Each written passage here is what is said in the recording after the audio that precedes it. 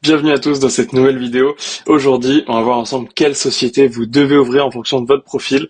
Si vous hésitez à devenir développeur freelance parce que vous ne savez pas quelle société ouvrir, regardez bien cette vidéo jusqu'au bout. On va vraiment aller dans chaque société, dans les avantages, les inconvénients pour chacune d'entre elles. Et à la fin, je ferai même une étude de cas. En fonction de votre situation, je vais vous recommander quelle est la société la meilleure pour vous. On va commencer tout de suite avec la première qui est la micro-entreprise. Dans 90% des cas, ça sera le meilleur choix. On verra dans les autres cas quelles sont les entreprises que je vais vous recommander.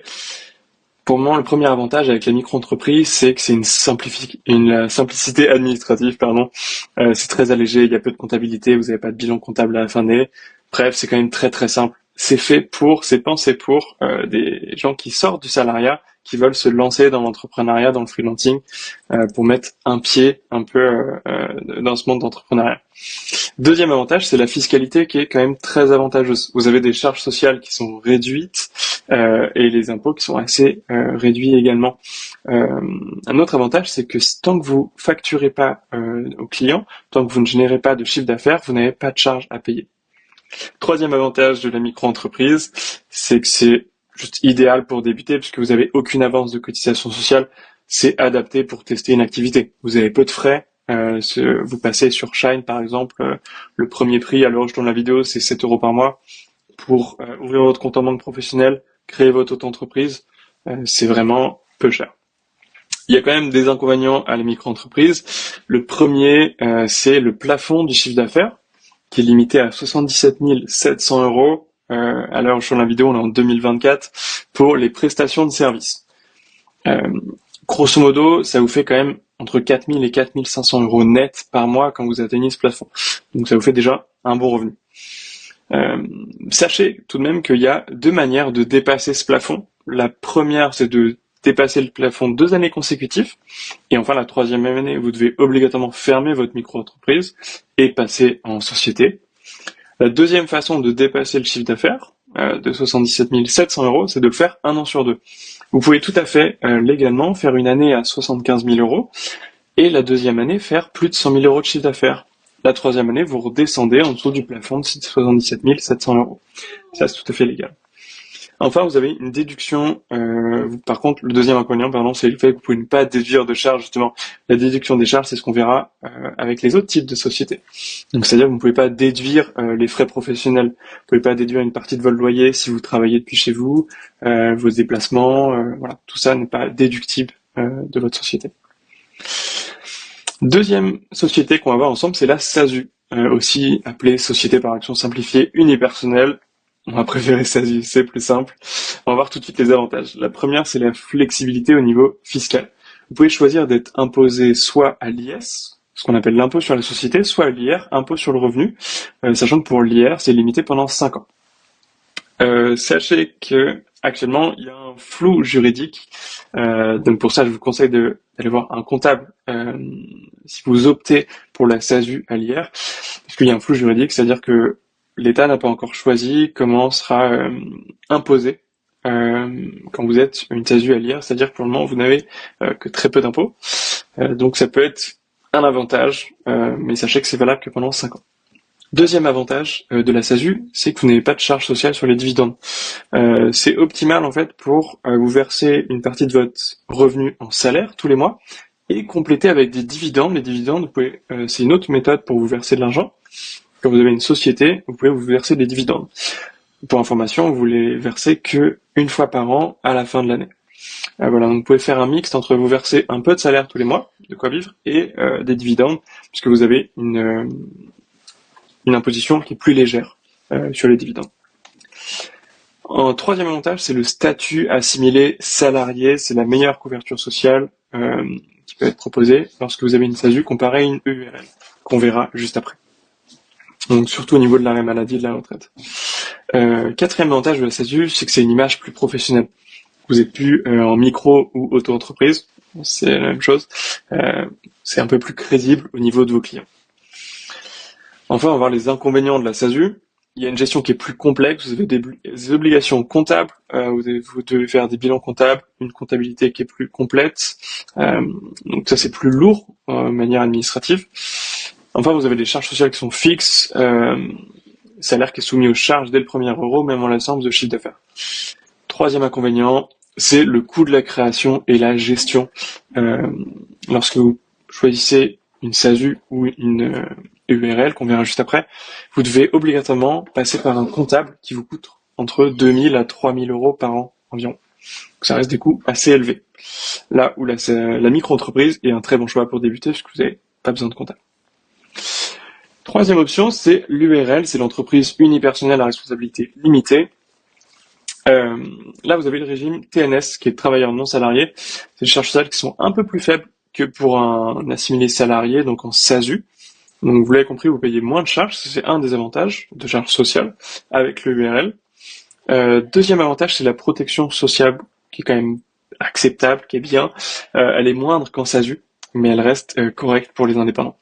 Troisième avantage, c'est tout comme la SASU, vous avez la possibilité de choisir entre l'impôt sur le revenu ou l'impôt sur la société. Pour ça, je vous conseille de vous rapprocher d'un comptable et de faire des simulations pour voir s'il est plus avantageux en fonction de votre situation, de choisir l'impôt sur le revenu ou l'impôt sur la société. Pour ce qui est des inconvénients, il y en a deux pour l'URL. Le premier, c'est les charges sociales sur les dividendes qui sont, contrairement à la SASU, qui sont plus élevées. C'est pas exonéré de cotisations sociales.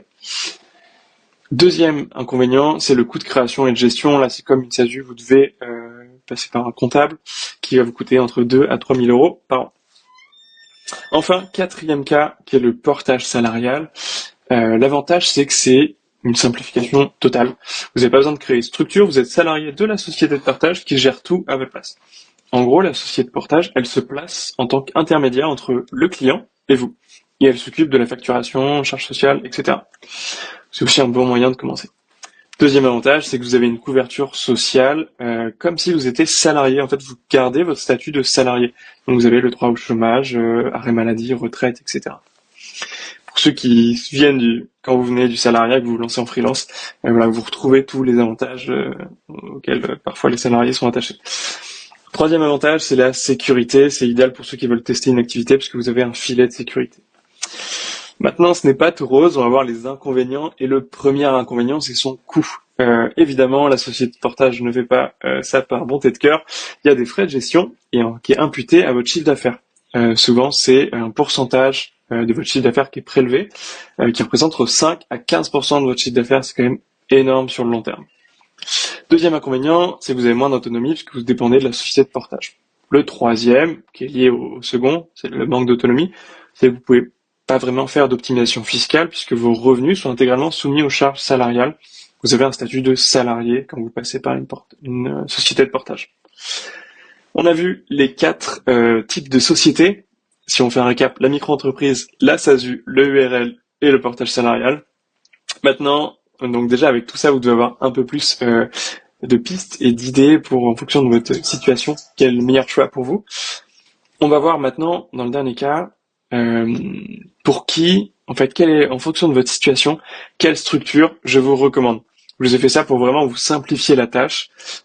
Dans le cas où vous avez une rupture conventionnelle, ce que je vous recommande, c'est d'opter pour la SASU à l'IS. Pourquoi ? Parce que quand vous avez votre rupture conventionnelle, vous pouvez bénéficier du chômage pendant jusqu'à 2 ans. Pendant ces 1 ou 2 ans de chômage, vous pouvez tout à fait monter votre SASU à l'IS, commencer à facturer en freelance, et en fait, vous pouvez tout le chiffre d'affaires, toute la trésorerie que vous allez constituer sur votre SASU, si vous n'y touchez pas, vous la laissez sur la SASU, vous la capitalisez, vous ne serez pas imposé. Ça vous permet de vivre sur votre chômage pendant 1 voire jusqu'à 2 ans, capitaliser un maximum d'argent sur la SASU, ce qui fait qu'au bout de 2 ans, quand vous n'avez plus le chômage, vous avez un joli pactole sur votre SASU. Dans le cas où vous avez besoin de simplicité, je vous l'ai dit, dans 90% des cas, quand vous commencez le freelancing en tant que développeur, le meilleur choix sera la micro-entreprise. C'est idéal, vous avez peu de contraintes, peu de frais, peu de charges. Dans le cas où vous êtes un profil junior, c'est-à-dire que vous avez un TJM qui est inférieur ou égal à 400 euros, je vous conseille soit la micro-entreprise, soit le portage salarial si vous avez besoin de plus de sécurité. Dans un profil plus senior, au-delà de 650 euros TJM, je vais plutôt conseiller la SASU pour optimiser les revenus, parce que vous pouvez vous verser un salaire minimum et après vous verser un maximum de dividendes, parce que c'est là où vous aurez le moins d'imposition sur les dividendes dans le cas de la SASU. Je fais juste une petite parenthèse dans ce cas-là, dans le profil senior. Vous pouvez tout à fait aussi choisir la micro-entreprise et pendant 2 années de suite dépasser le plafond avant d'opter pour la SASU. Parce que je vous le rappelle, la micro-entreprise, c'est quand même un avantage au niveau des charges sociales qui sont faibles. Enfin, pour la situation où vous avez des revenus qui sont modérés et des charges élevées, ce sera quand même assez rare dans le cas des développeurs salariés, enfin des développeurs freelance, pardon, mais je vous l'ai quand même mis, ça va être le URL, ce qui est un bon compromis entre charges et gestion.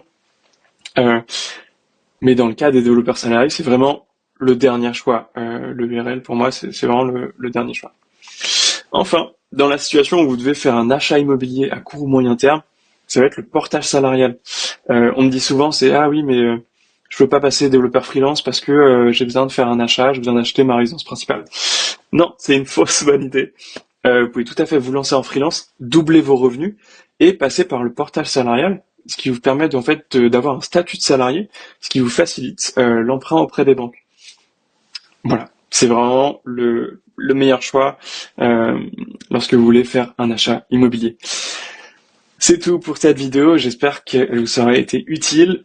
Si vous voulez aller plus loin, vous avez besoin de conseils pour vous lancer en freelance, je vous mets dans la description un lien pour réserver une session de coaching gratuite avec moi, où je prendrai le temps de vous conseiller et de vous comprendre en fonction de votre profil et de vos besoins. On se retrouve la semaine prochaine pour une prochaine vidéo. À bientôt. Ciao, ciao.